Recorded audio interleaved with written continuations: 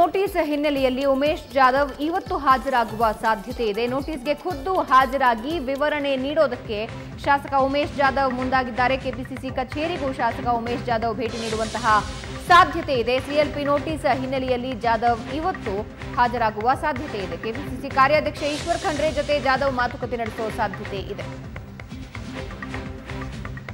ಹಾಗಿದ್ರೆ ಜಾಧವ್ ಕಾಂಗ್ರೆಸ್ನಲ್ಲೇ ಉಳಿತಾರಾ ಅಥವಾ ಬಿಜೆಪಿಗೆ ಹೋಗ್ತಾರಾ?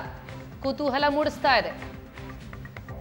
ಈ ಬಗ್ಗೆ ಇನ್ನಷ್ಟು ಮಾಹಿತಿ ನೀಡ್ತಾರೆ ನಮ್ಮ ಪ್ರತಿನಿಧಿ ಗಿರೀಶ್. 24 ಗಂಟೆಯಲ್ಲಿ ಕ್ಷಿಪ್ರ ರಾಜಕೀಯ ಕ್ರಾಂತಿ ಆಗುತ್ತೆ ರಾಜ್ಯದಲ್ಲಿ ಅಂತ ಹೇಳಲಾಗ್ತಾ ಇದೆ. ಏನೆಲ್ಲ ಬೆಳವಣಿಗೆ ಇದಕ್ಕೆ ಪೂರಕವಾಗಿದೆ? ಭಾವನಾ, 4 ಅತೃಪ್ತ ಶಾಸಕರು ಏನಿದ್ದಾರೆ ಅವರನ್ನ ಕರೆತರುವಂತ ಒಂದು ಪ್ರಯತ್ನ ಕಾಂಗ್ರೆಸ್ ನಡೆಸ್ತಾ ಇದೆ. ಇವತ್ತು ಉಮೇಶ್ ಜಾಧವ್ ಅವರು ಹಾಜರಾಗ್ತಾರೆ ಅನ್ನುವಂತ ಒಂದು ಸುದ್ದಿ ಇರುವಂತದ್ದು.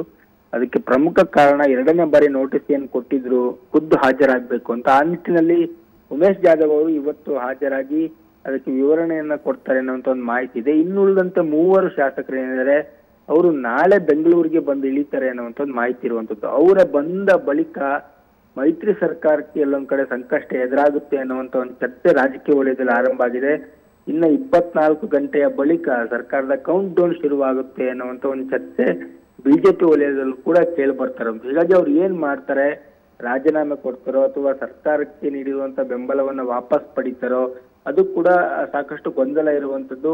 4 ನಾಳೆ ಬೆಂಗಳೂರಿಗೆ ಬಂದು ಇಳಿದ ಬಳಿಕ ಬಿಜೆಪಿಯ ಜೊತೆ ಇನ್ನೆಷ್ಟು ಜನ ಶಾಸಕರು ಗುರ್ತಿಸ್ಕೊಳ್ಬಹುದು ಅನ್ನುವಂತ ಒಂದು ಕುತೂಹಲ ಕೂಡ ಉಳ್ಕೊಂಡಿರುವಂತದ್ದು. ಭಾವನಾ, ಧನ್ಯವಾದ ಗಿರೀಶ್ ನಿಮ್ಮೆಲ್ಲ ಮಾಹಿತಿಗೆ.